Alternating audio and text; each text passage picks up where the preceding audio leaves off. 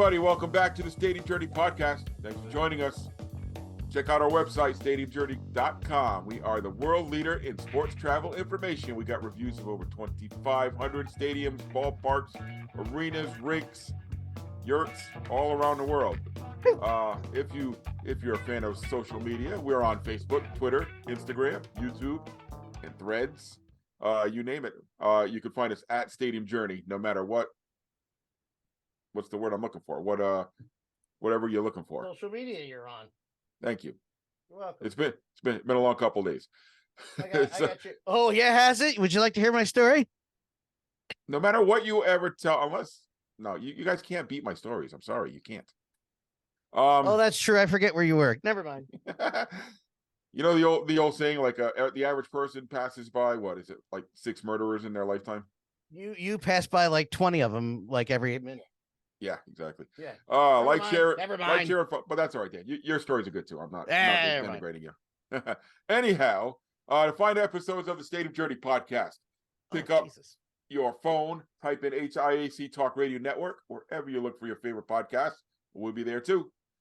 If you're looking for a video simulcast of the Stadium Journey podcast, go to our YouTube page. And if you want to be part of the studio audience, join us. I usually say every other Tuesday night, but our schedule has been kind of wonky. But we generally record on Tuesday night. Don't worry, there's going to be a change coming again. danlaw.tv anyway, if you want to participate live in the studio. Just go there. We'll let you know when we're recording. I'm not actually doing this on purpose to throw you off. I actually hit the wrong button. I'm trying to get back to it, so I'm doing it slowly. Continue. Sorry. I thought somebody scored a goal. The gang is all here. The gang is all here tonight. Dave Cotney's here. Follow him at ProFan9. Mark Viquez can be found on the social medias at Ballpark Hunter. The above average comedian Dan Colachico is here with his light show. Follow him at DanLaw83. And I'm Paul Baker. You can follow me at PuckmanRI. So for tonight's topic, we are going to circle back to something that we first brought up way back in season 1, I believe. 28 years ago. 28 years ago. It does seem like it sometimes, doesn't it? Yeah. Anyway, the stadium's arms race is heating up again as new facilities are going up all across the country, and every single new one that comes up is trying to outdo the last new venue. So 6 years ago, we asked the question, where is it going to stop? Well, we still don't know, and I don't think we're going to know for a while. So, guys, the first question I have to pose to the panel is, how does the stadium's arm race affect the average fan? That's easy. It costs them way more money. It's way more stressful. I think a key piece of the arms race is the threat. Now, the threat doesn't happen in all markets, but the threat does happen in smaller markets. So, for example, currently, I would also say that the arms race has changed a bit. So it's not necessarily all new venues, but renovations at hundreds of millions of dollars, hundreds of millions of public dollars. So one situation that comes to mind right now is in Milwaukee, where they're asking the state of Wisconsin for like $500 million to upgrade American Family Field, or else maybe this is not a market that they'll be able to hang on to. You said billion with a B. B, yeah, absolutely. Like, what'd you call me? I called you a B. I called you half a B. Son of a bitch. Eric, the half a B. But the question then becomes is how legitimate is that threat? How legitimate is the threat of moving the Milwaukee Brewers somewhere else? With the talk of expansion, that could be why we're seeing this more now. Okay. I will tack on to what Dave said. Am I allowed to participate on the producer? Absolutely. You are always just make sure. All right, well, sometimes I participate too much. Listen, if the stadium doesn't have pork roll, there's my reference. Very seriously, all kidding aside, read the room, guys. Not you, the guys who are proposing. Paul's shaking his head, so he knows where I'm going with this.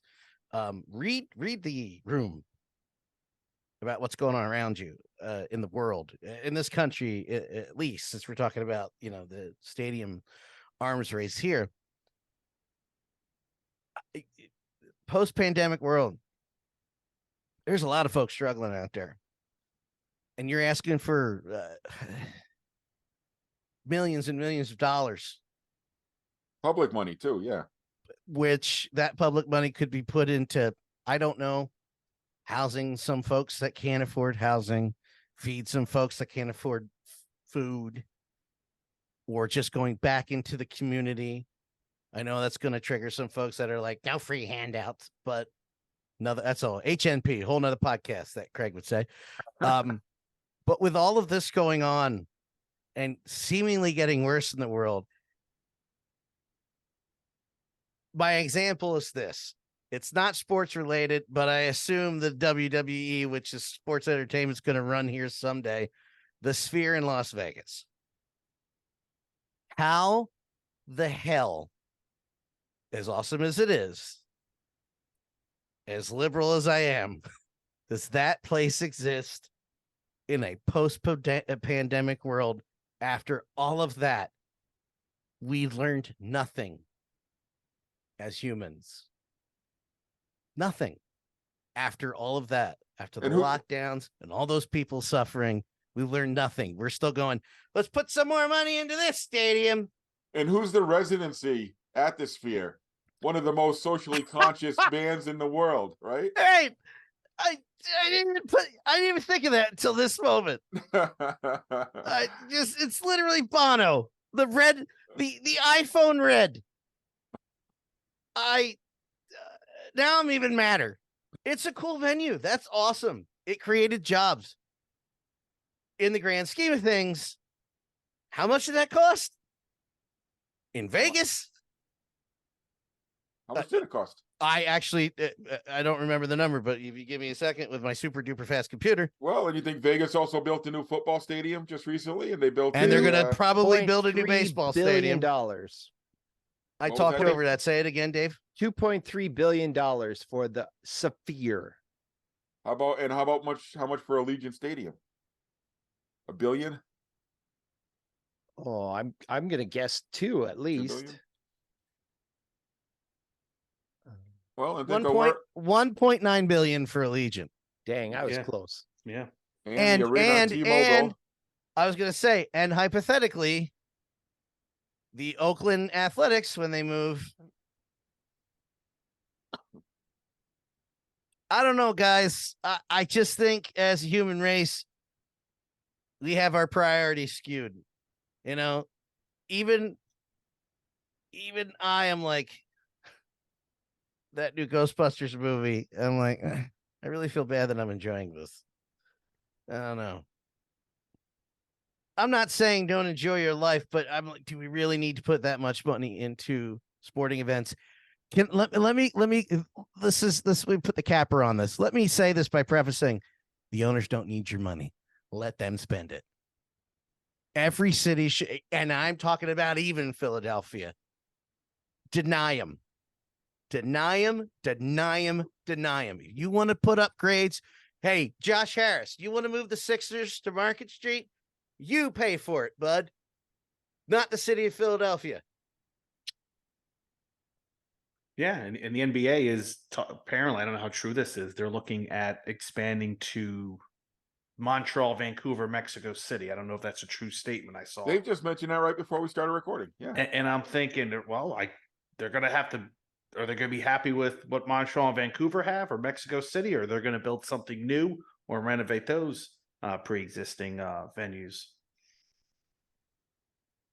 Well, actually, I'm gonna totally play the flip side of you, Dan. Not that this is that's your job. You just exist to make me angry. Go ahead. Yes. I would say that the owners are reading the room. They're just not reading the room the way you want them to. Oh yeah, no, they're reading the room. They're not reading the citizens' room. Yeah, no, I agree. Of course not. They don't give a shit. They're looking at their buddies who are getting whatever. Yeah. They're looking at their bottom line going, it should be bigger.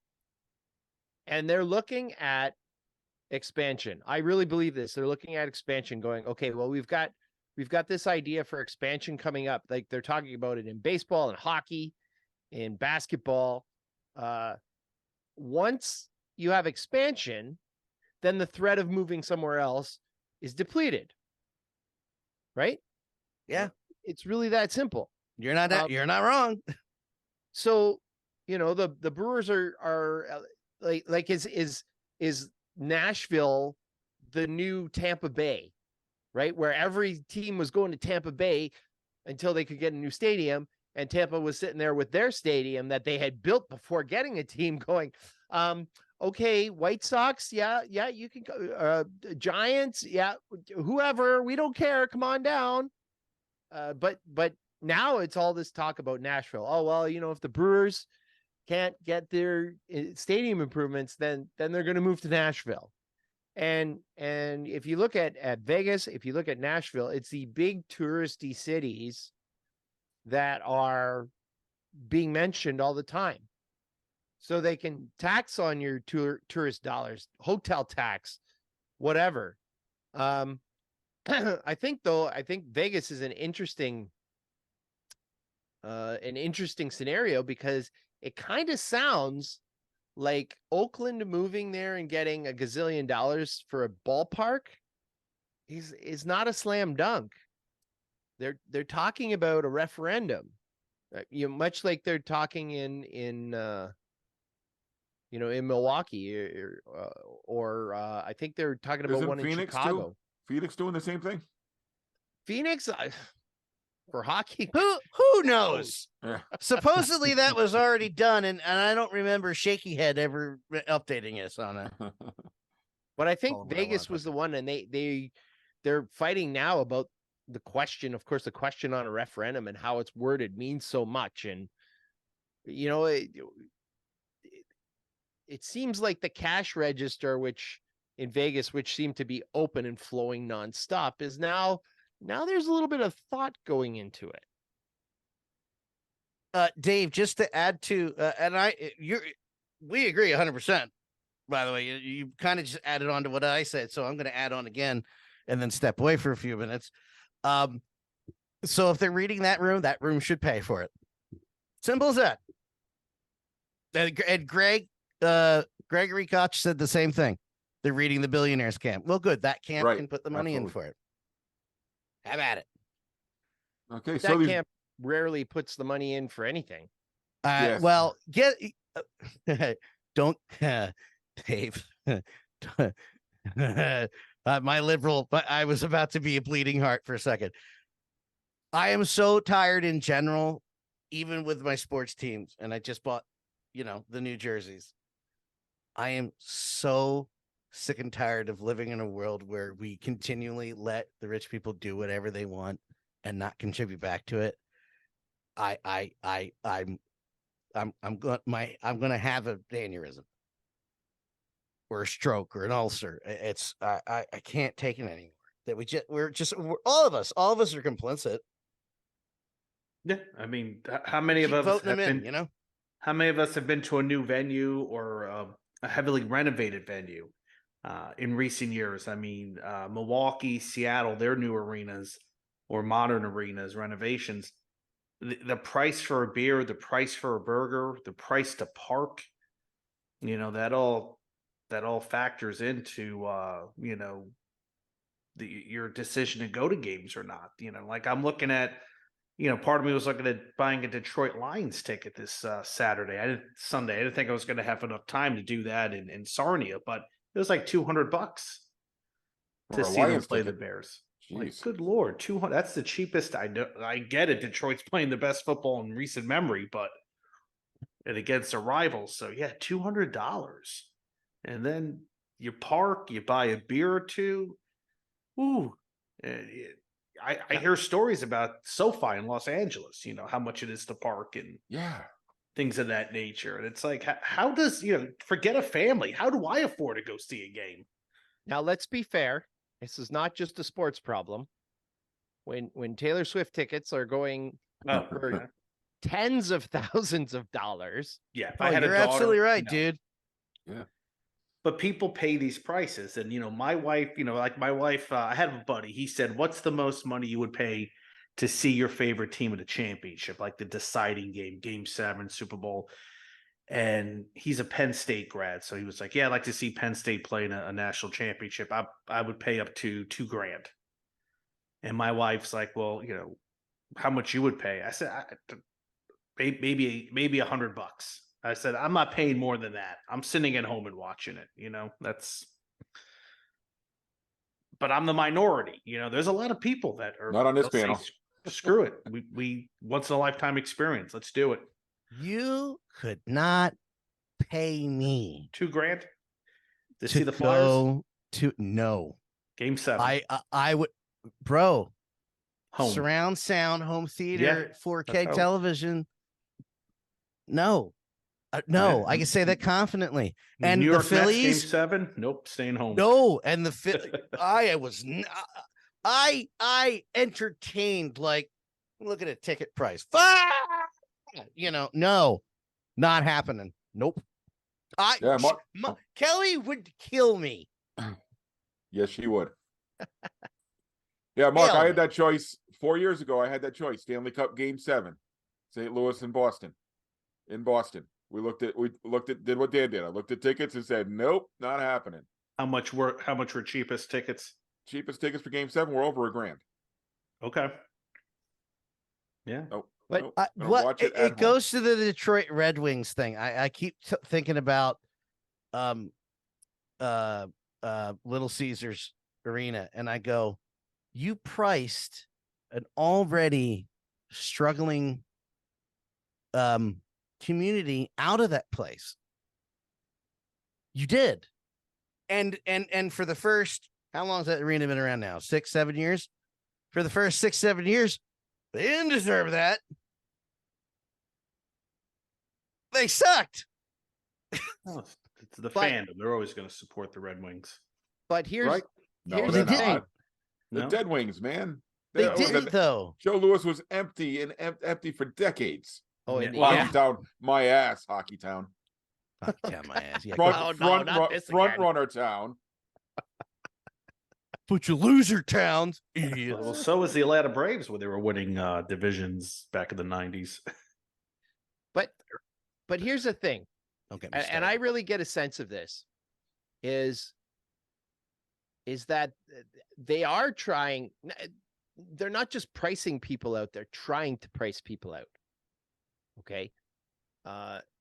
If you look at the Toronto Blue Jays as an example, so this winter they're tearing up the entire lower bowl, and they're going to replace the entire lower bowl. What that's going to mean is the entire lower bowl is going to cost more than $100 for a Tuesday night game against, whoever, the White Sox, pretty much a who cares kind of thing. Do they care that much? Well, not really, because they've done the flip side. They've charged people to come in. They've suckered all of the marks out there, and I use that term on purpose. Nice. With marks with a C, to come in and pay a cover price to stand around in the worst possible area in a ballpark at a bar and charge $12 a beer and call it a social area and make it seem fun. Like the Seattle, the bullpen area in Seattle. Exactly name your spot. Everywhere has them now. It's mind-boggling. Fenway has one. You know where it is? Way up in the corner of the right field grandstand. You can't see anything up there. Well, I don't mind. It's packed, right? I don't mind standing if the ticket's cheap. I mean, I went to a D3 college football game and didn't sit down at all because of the attendance. I'm not paying $100 for the ticket, and then like I said, $12, $14. But that's what people do. I guess when you're young, or if you're at a certain age and make six figures, stupid, no kids. I have a lot of I have a lot of friends that make a lot more money than me. Then let them go. That You some know? of the things I see them do and spend money on, I'm like, good Lord, like if I go to a Colts game with them or an Indians game downtown, uh, I may buy a beer, and they're buying 2, 3, 4. They're buying beers for people, and they're cheap. They're about $9 a person. So they don't have an issue with money. There's a lot of people who don't have an issue with spending money. I do, and I like to make sure that I'm not getting ripped off. I guess, every now and then you're like, okay, I'll bite the bullet, but not to an extreme, not to $1,000 to see a Stanley Cup game. That's me. And unfortunately, there's not a lot of people thinking like me because we put up with it. We put up with these prices. And Los Angeles Clippers, they're getting a new stadium, correct? Is that being built as we speak? Don't deserve a How new much is that state gonna be? for what? So they can have their own one and they don't have to share it. Now, I would say like California's a little different because when California went bankrupt, suddenly there wasn't any money for that stuff. So like they found like the richest dude going who clearly doesn't care about any money. And Steve Ballmer, the Xbox guy, and he's bankrolling this stadium. Now, I think that's a good example of another thing that's happening, which, damn you, Atlanta, this seems to be a newer trend. So intrinsically, we would say, why the heck would you leave downtown? If you're the Clippers, why would you leave downtown Los Angeles to go to Inglewood? Right? But this is a new model that's coming. So the Chicago Bears, why would the Chicago Bears leave downtown to go to Arlington, wherever? I have no idea where that Arlington is. Heights. But it's not in Chicago. Well, that whole area is Chicagoland. But it's not Chicago. And the Braves did this, right? Yep. The Braves were like, okay, Braves were the first ones, yeah. We're adjacent to downtown. Yeah, but we're going to move out to the sticks so that we By can the way, Braves, good everything around it. I blame Atlanta for everything. So why is Kansas City doing the opposite? Kansas City is going to be moving downtown from the suburbs. It goes case by case. Is that definite they're moving or? No, I think it's fairly certain, but I don't think it's case by case. I mean, look at the Giants. They don't play in New York City and don't play in New York State. People love going to those games and they tailgate. They play where? They play in New Jersey. That's not what Paul said. I was just making sure. He said New York State. He said New York State. No, they don't. I said they don't play in New York State. No, they don't. And then San Francisco plays. I mean, they laugh at the Jets and Giants. Where San Francisco Niners? Where do they play? Santa Clara. South. So the new stadiums, and here's the thing: if you're going to build these new stadiums, they better knock your socks off. We look at where the Jets and Giants play, MetLife. That's not a very good looking stadium. The Levi Stadium is not a very good looking stadium. A place like Minnesota, Atlanta, SoFi, wow, amazing. And I hope people still think these are amazing stadiums 30 years from now. How is a city like Cincinnati going to compete, huh? Yeah. I mean, Cincinnati may say we want a new stadium. I think Santa Clara was done on the cheap. Yeah, I really do. As compared, right? And when you compare it to the ones Mark just said, when you compare it to Atlanta and LA and Minnesota and Vegas, the ones built right before then, different. It's a different world of stadium. Like you said, the surrounding stuff, the interior, everything, the amenities, the fan comforts, the player comforts. It's just an entirely different world. The football stadiums have become much more creative. They have. Than, like that. I would say like the Gillette era, which are all fairly similar. Gillette, the Pittsburgh, Cincinnati, Cleveland. Baltimore. They're all sort of the same, right? Not that different. Give or take, yeah. Yeah, but then you get like Atlanta or Minnesota. Wow, right? Vegas, Los Angeles, like holy crow, those are Arizona. It's like Glendale. It's like the architects really wanted to make a mark. I wonder how much is involved in that as well. It's like, okay, well, we're gonna put $1 billion into a stadium. It needs to look like a Ninja Star or whatever. Well, yeah, I mean, a Lucas Oil Stadium looks like a giant warehouse, as my dad would say, but it's a good looking stadium inside. Can't complain about that. But it fits. Yeah, it fits in the neighborhood. It's not, I don't know what that would look like if they went like the Atlanta Falcons route. If they decided to make this look like some kind of UFO, but those Midwest ninjas are. Yeah. Actually, here's a thought for you. I think one event changed the whole face of the arms race. And I think it was the 2009 World Series. So the winners of the 2009 World Series were the Yankees. Phillies. Okay. Why was I thinking the Earthquake series? before the 2009 Yankees, Yankee Stadium, new Yankee Stadium, was not sold out.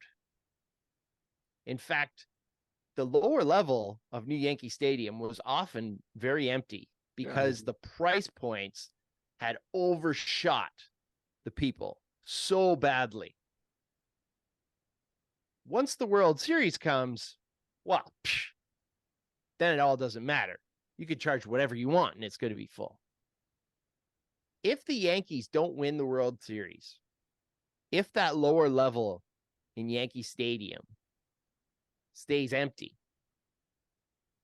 do we have a rethink about what the lower levels, what the premium seats in stadiums and ballparks looks like?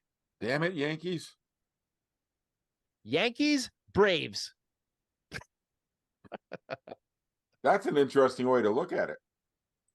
Yeah, would we be looking at more economical stadiums? Would we be looking at less amenities? Would we be looking at simpler places? That's really interesting. But yeah, all right, this goes to a point that I wanted to make at some point during our conversation. I'll shoehorn it in now. We've been talking a lot about inside the facilities, and we've been mostly talking about football, but this goes for all the sports.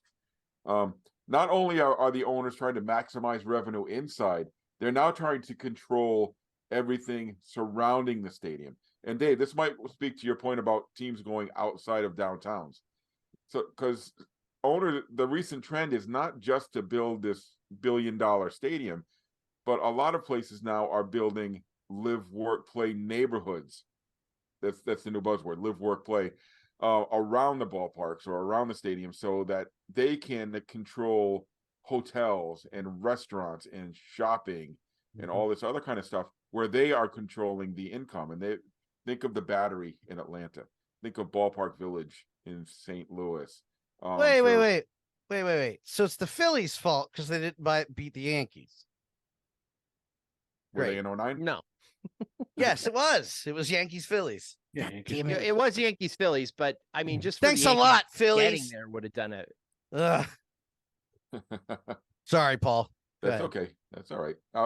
Anytime we can bash on Philly, we're welcome to do it. Hey.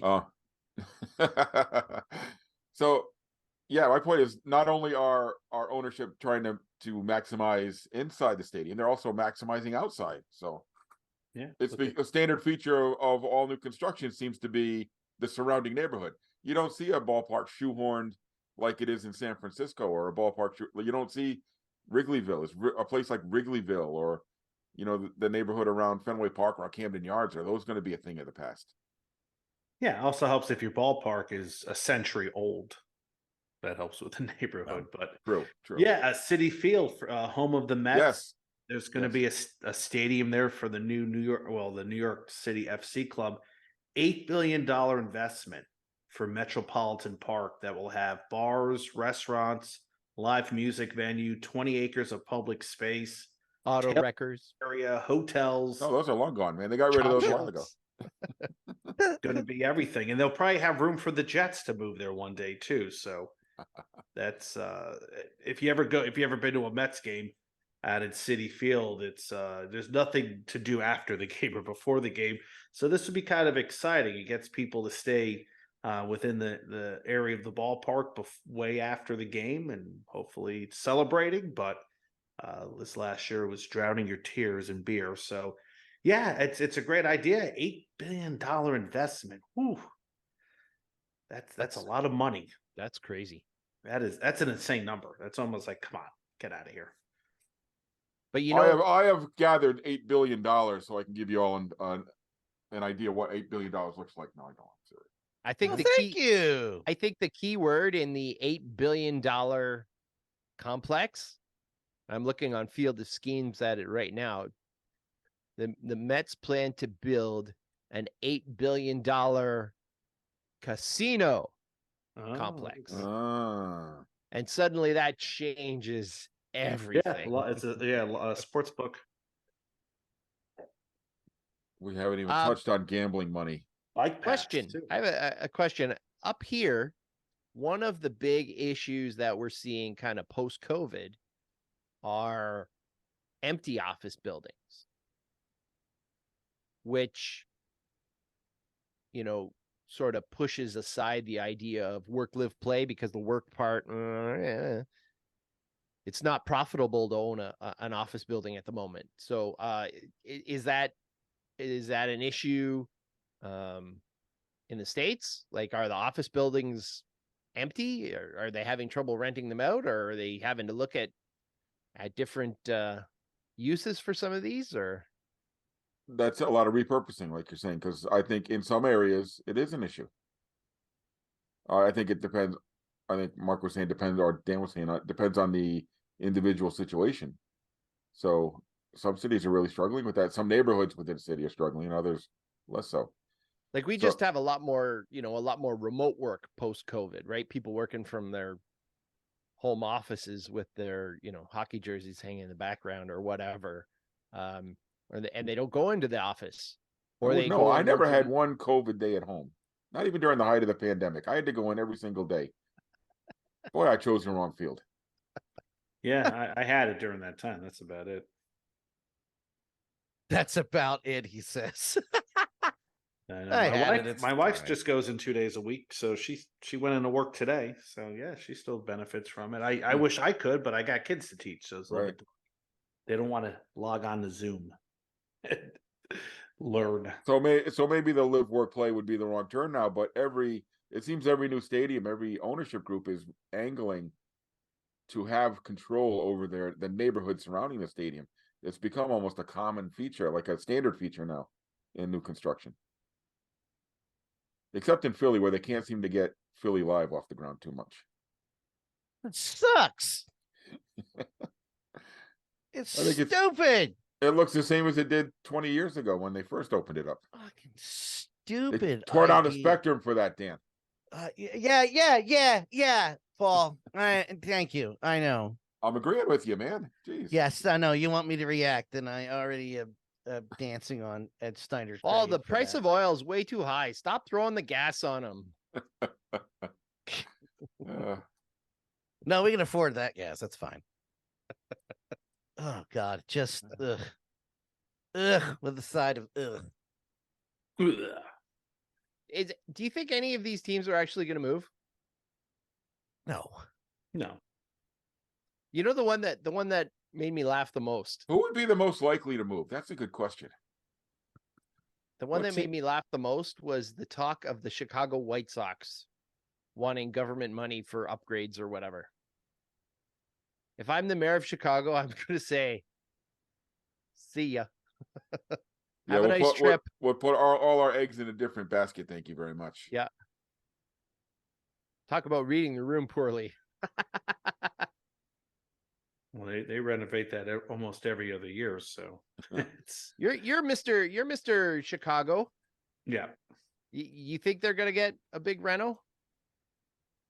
I think a lot of people like the White Sox and want them to stay, but it's got to be a reasonable decision. And if they want to move, then what's stopping them? What's stopping Reinsdorf from picking up? Oh, that's easy. and there isn't a better market than Chicago out there. You know, if he wants to renovate Soldier Field, which that's not going to happen. Yeah, I don't know. It's like I almost would, we've seen this happen before when some cities are like, no, we're not going to build you a new stadium, and then they leave, and then they have regrets and say, wow, maybe we should have done something. And then they build a new stadium for the Browns. But would Chicago have that much regrets if they lose the White Sox? It's not that- like they're that- losing baseball. Yeah, they're not losing the White baseball, but Sox. you're losing a team that's been there for 100, almost 125 years. There is a lot of love for the White Sox, especially on the South Side. There is prestige about being a two-sport town, but that's a good question. If the White Sox did move, would people just move on? Would people say, okay? I mean, it would be weird not seeing that iconic Sox cap worn at a major league level. If they did move, would they still keep the name? But yeah, maybe they'd start wearing white socks. Maybe they'll start wearing some White Sox, but all black jersey with the White Sox.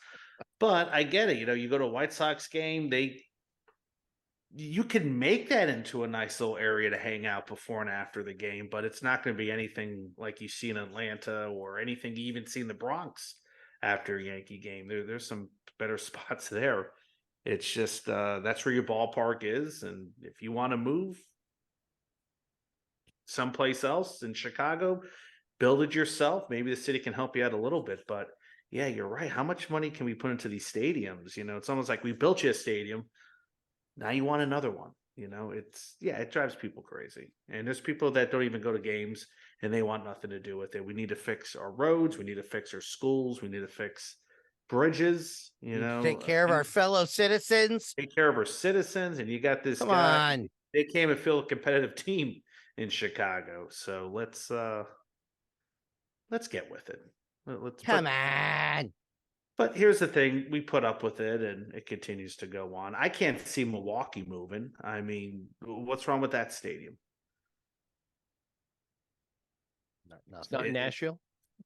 It's what?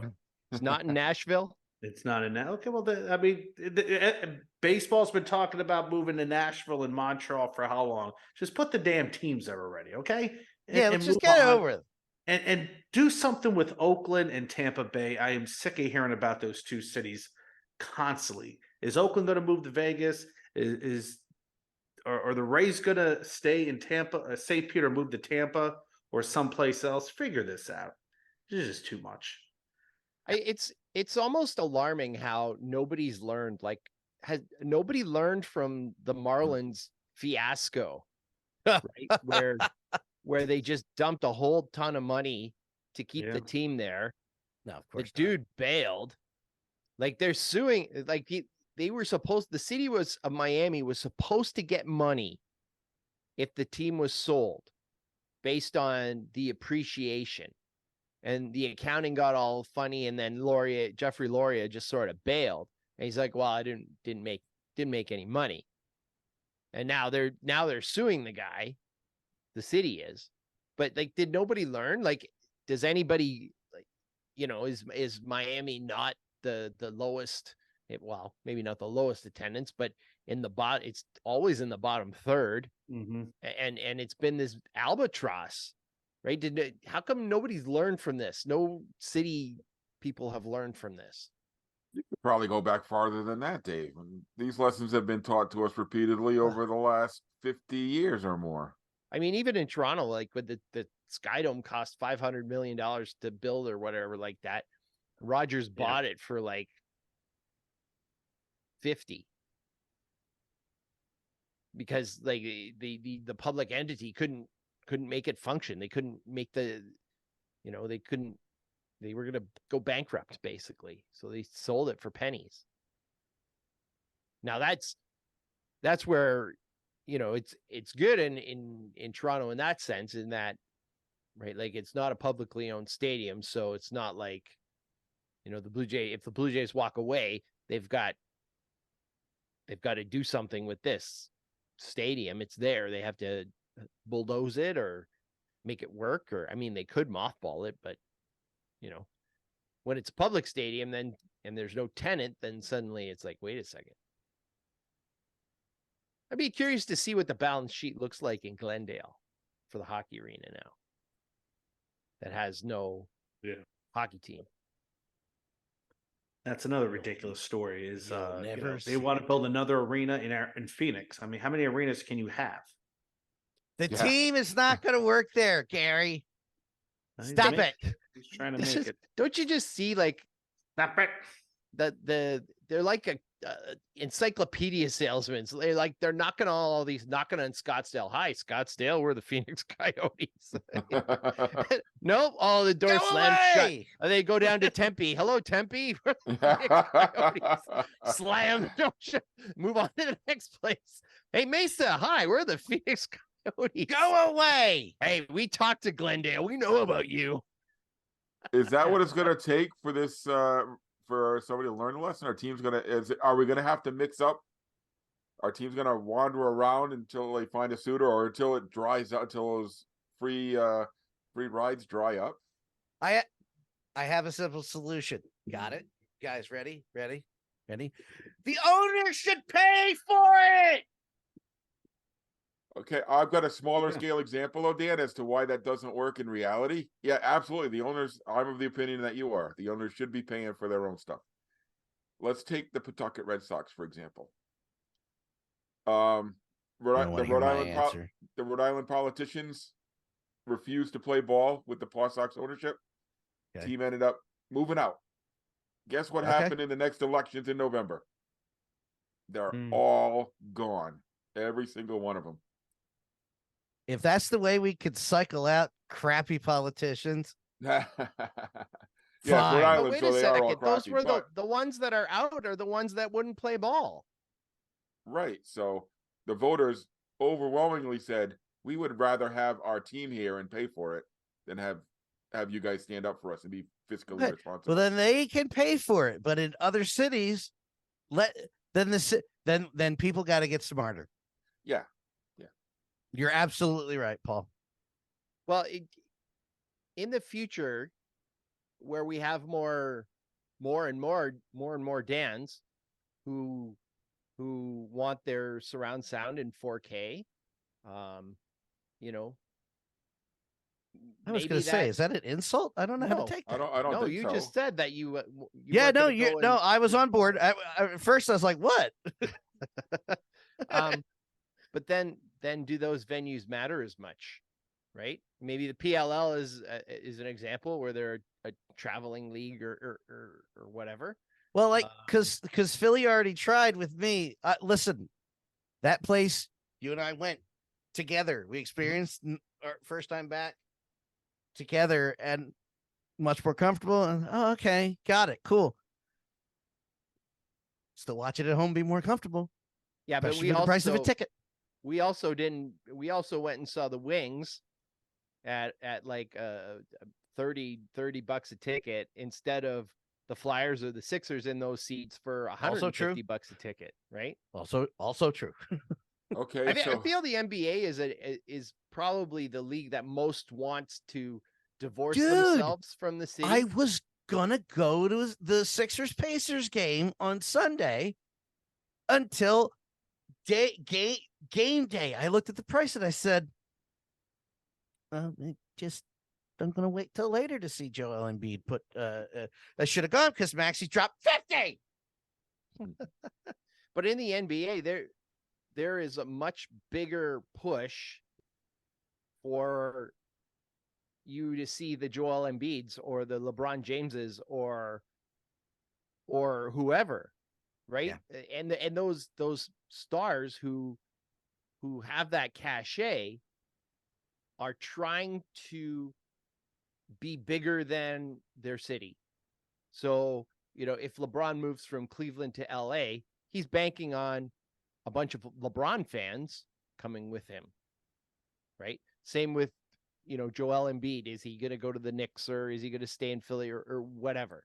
Well, he just wants Joel Embiid fans. And are we at a point where I think basketball especially is becoming far less regionalized, far more global, where people are going to follow players instead of teams?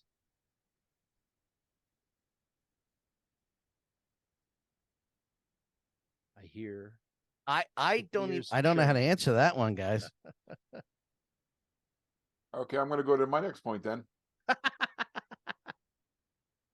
Ask it again. Hold on. No, wait. Ask it again. Ask it again. So are we coming to a point where, and I see this in the NBA, where it's becoming less regionalized, more globalized, where instead of people following a regional team, they follow a player? No. If MB leaves, see ya, buddy. Like Jerry Seinfeld said, you root for the laundry. Yeah. I root for the colors. Yeah. Now, we're as a Flyers fan, I am well versed in. Hey, look, another former Flyer won the Stanley Cup. Hey, good for him. And then being very depressed after. Yeah, but we're all. That's where I draw the line. Do the Gen Zers think that way? Oh no, we're screwed. No, they're totally screwed. No, they will. I follow. think the Gen Zers are more likely to stay home, right? In their comfy. No, I think. And their... You would think that, but then you see LeBron James guys, and you're like, they're following him. They're not following the beard. By the way, it's your fault, Harden. Maybe you should drop more than 9 points.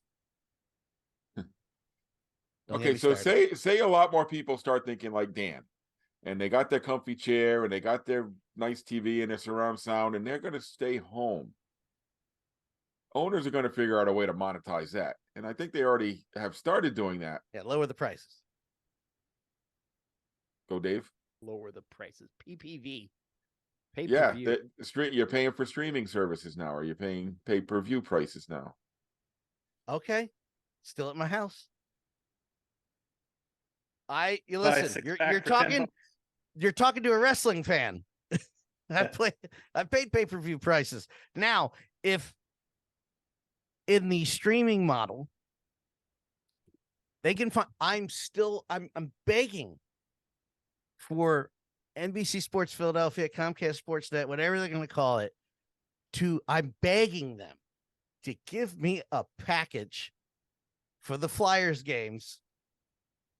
If they charge me $100, I said years ago, and I'll say it now, I don't mind paying $150, $180 if you're not blacking out my games, especially when I'm not in the viewing area like they still do. If they come out and say, we don't care where you are, you pay the set price, login password, like AHL TV, and you can watch all the Flyers games, I'm in. So yeah. Okay. I don't know if I'm on board with that, because if I got to all of a sudden start paying $100 to watch the Bruins all year, where I'm not doing that now. Stop being a little bitch. No. I gotta stop being a little bitch. We are no. We will not agree on this, because I get it. I understand. I am not on the same page as you guys on this, but you live locally to your team. Yeah. More locally than I do to mine. I would immediately start paying. And it looks like that those cable deals are going to start going away. One thing the Coyotes did right. They started last season. Was it Coyotes, or am I confusing them with the Sacramento Kings? Or did they both do it? The Kings. The Sacramento Kings were like, it's going local. Here you go. Here's our games. Please come watch our team. They did that right. Am I the only one that is aware of this? I don't know what your point is. I think what did they start doing? Airing them locally on regular cable, not paid network cable. Yeah, that's what I was trying to say. I said the terms backwards. I think that's going to be coming sooner than later to combat with streams for local folks, because I know plenty of people in Flyers land that still stream it. And I was up in Philadelphia this past weekend, and both games were on Comcast Sports, or whatever the hell it's called now. Not Prism. And Prism. Prism. I know you know that. I know. And I couldn't watch it because they didn't have the channel in the hotel. So I'm like, I'm 4 miles away from the arena, and I'm watching the NHL Network for the updates. It's like those Thursday night NFL games. I haven't been able to watch one of those in 3 years now. Well, sometimes you can't figure out where the heck they're being played on. Are they on Amazon? Because every time I log on the app, it says watch the Bills versus the Schmuck Faces or whatever. Whatever streaming network it's on, I don't get. Yeah. Apple TV or something. Yeah. I just know that it goes to my original point. I didn't think I'd have this much to say about this. It goes back to my original point where if there's a city, you shouldn't go to a referendum. If they're being asked, well, I mean, I guess it would go to a referendum. Don't move the team. You pay for it. You're gonna move the Flyers to Kansas City? Okay. Sure. Good luck. Yeah, I just don't know if any cities are going to have the backbone to stand up, or enough cities are going to have the backbone to stand up. We should try. That's it. Yeah. See, and I know it would be hard in Philly because it's Comcast country. We have 2 buildings here. I'm telling you, and I will keep this attitude if I move back to the area. Brian Roberts, buy your own, almost cursed, buy your own effing venue. You want to update that? Do it yourself. I'll go without. Am I crazy? Hello?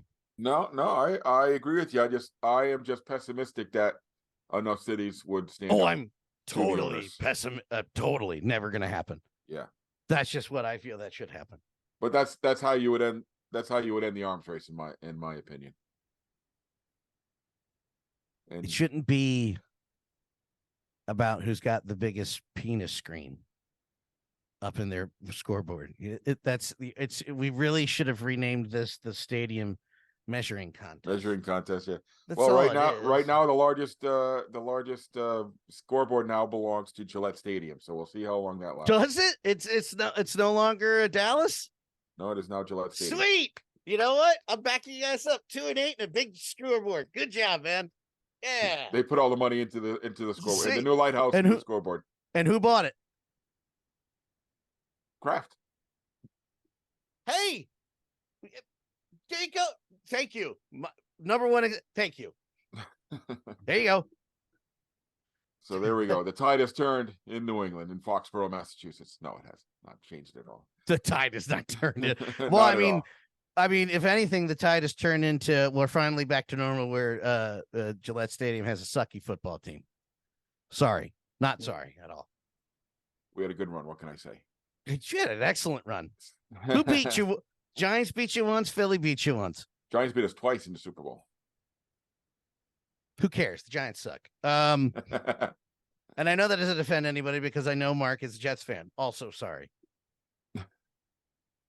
All right, so that's what a good run.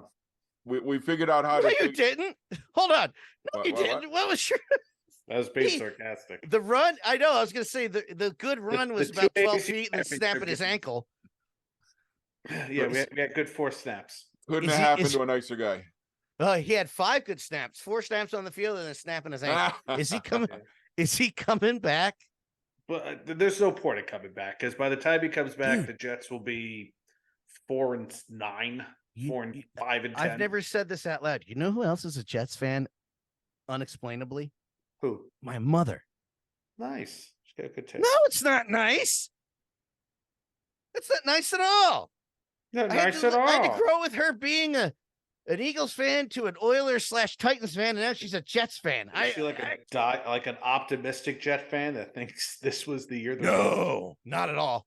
She's on board with you, dude. Yeah. Don't rush me. You're on screen. They can see you rushing me. Yeah, I'm not expecting. Yeah, I was like, okay, just make the playoffs. I'll be happy. Well, you know where the Jets' last game is this year in first week of January in Foxborough, where it's going to be about 10 degrees. So there you go. You got to win. If he comes back, he'll re-snap it. Easy win. You got it. All right, folks. Since we figured out how to solve the stadium arms race, that's where we're going to stop for tonight. Thanks, everyone, for joining us. Dan, where can our listeners follow you? DanLaw83. I'm on Twitter, Threads, Blue Sky. I forgot Blue Sky. Pornhub. What is Blue Sky? Blue Sky is a Twitter alternative. So is Hive. Hive Social is a Twitter alternative. Blue Sky's building up pretty good. Hive is a great Instagram / it's like Instagram, Facebook, and Twitter thrown into one, but it barely works sometimes. So a lot of people are being turned off by that, but it doesn't have Elon Musk there. So all right. Yes, as Greg says, it's Twitter without evil Elon. He's not evil, he's an asshole. There's a difference. I'm not editing that one. Deal with that one. All right, Mark, where can our listeners follow you? And hey, do you got any stadium journeys planned in the coming weeks? Yeah, I'm going to be in Windsor and Sarnia this Saturday and Sunday to check out some junior hockey. May even head to Chatham to check out junior B hockey. The Maroons. The Maroons, yeah. We'll see if I'm up to it. I always like those old junior B barns. I don't know how old it is. It just looks like a cool hockey barn. But follow my adventures on Twitter and Threads and what's that thing called? YouTube. Ballpark Hunter, man. You'll see a video or a short or something from me. Going to Canada, first time in 8 years. Ooh, too long since I've been in the gotta Great get White up North. there, man. Jeez, Dave, you got me up there twice this summer. You got Mark going up. What the hey? He hasn't got me up there yet. When that happens, we can have the big celebration. Well, we got Dan to leave the country. Wow. Canadian bacon's kind of like pork roll. I don't have it. Oh, no, they do, don't they? No, I'll bring some up for you. Will they let me travel visas? I'm going to try some ketchup chips, some Swiss Chalet, some Windsor I've had those. pizza. Darren, Fourth Line Voices giving me those actual chips, like actual. What are they called? All dressed. All dressed. You can get those here now. They're good. It's not the same. It's not the same. Yeah. I had some a month ago. I had some Canadian Reese's buttercups. I'm telling you, I don't know. I can't explain why, Dave. They taste different and better than the ones in the States. I don't know why. It's that cold, crisp Canadian air. Oh, wait, you have global warming too? Shit. Yeah, it should be good. Should be okay. good. Time. I don't know. I went to Canada. It was all on fire. So, anyway, Dave, where can our listeners follow you, and where are you heading? That's not funny. Twitter, Instagram, Threads, YouTube at ProFan9. Going to wrap up the entire OHL once again as I make my very first trip to see the Brantford Bulldogs. They moved the again? Hamilton Bulldogs. They're not called Hamilton anymore? No, because they moved to Brantford. Yeah, they moved. And I thought they were still Brantford Hamilton, being the home of the greatest hockey player ever. Bobby Orr? No, that's Perry. Oh my God, both of you, shut. Is he from Brantford? Also going to do my review for the Toronto Maple Leafs at the end of the month, and fit in some university hockey and basketball, and going to the teddy bear toss with my sister for her birthday at the Kitchen Rangers. That's always a good time. Last time she threw my teddy bear on the ice while I was taking video. That wasn't nice of her, but you can follow all that at ProFan9. You have a heck of a record to try to break in Hershey. I was just thinking of the Hershey Bears teddy bear toss and our buddy Zach Fish. You know what? All respect to Zach Fish, not so much my wife. 12 cups and the record for the teddy bear toss. You just shut up. Go away. How have I seen a Caps cup and another Bears cup? Oh. All right, my turn. You can follow me online at PuckmanRI. I'm in all the same places everybody else is, except Dan. Yeah. A lot of new ones. All the standard ones. Twitter. It's OCD. It's really what fuels me. Where am I headed? It's November. It is my busy season. If you need me, you can find me at a sporting venue, either at UMass Dartmouth or at Brown or at Providence College. I'll be at one of the three of them every Thursday, Friday, Saturday, and Sunday for the next few weeks. But wicked awesome highlight before we get together again. I'll be at the Army-Navy game for Stadium Journey on December 9th. So that's a bucket list item for me. Where's there. that one? Foxborough. So usually Richard Smith, our buddy Richard Smith, covers the Army Navy game, but since it was up in my neck of the woods, I said, this year it's mine. I thought And they it was were always in Philly. What happened? They rotated. It was Philly, Baltimore. Usually Philly and Baltimore. Did they hold it in New York one year? I think they did. I think they did. Yes. Yeah, In New Jersey. Yeah, and New Jersey. this year it's in Gillette for some reason, and who knows? Who knows? But anyway, I'll You be have there. to have So some sort of win on that field this year. there you go. Hey, they beat Buffalo, and they beat the Jets. Well, start at the bottom. Yeah. There you go. All right. So, Puckman RI for all my adventures. And remember, you can find all of our 2,500 stadium reviews, news items, and other feature stories on our website, stadiumjourney.com. Connect with us on our social media channels at Stadium Journey. You could find audio versions of the Stadium Journey podcast at HIAC Talk Radio Network. Just search wherever you search for your favorite podcasts. You'll find us too. Video simulcasts of the podcast can be found on Stadium Journey's YouTube page. And join us for our live streams at danlaw.tv.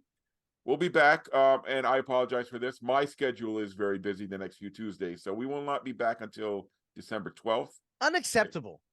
Well, you guys can have one without me if you want. Yeah, let's do it. You guys can. I mean, I got basketball games the next 3 Tuesdays, so I can't do it. Anyhow, December 12th, if the other guys do a show without me, I won't get mad. December 12th, we'll have our annual Year in Review episode. That's always one of my favorites. So as always, thanks everyone for your support. Thanks for joining us once again. For Dan, Mark, and Dave, this is Paul wishing you all safe journeys and close games. We hope to see you on the road again real soon. Be safe out there.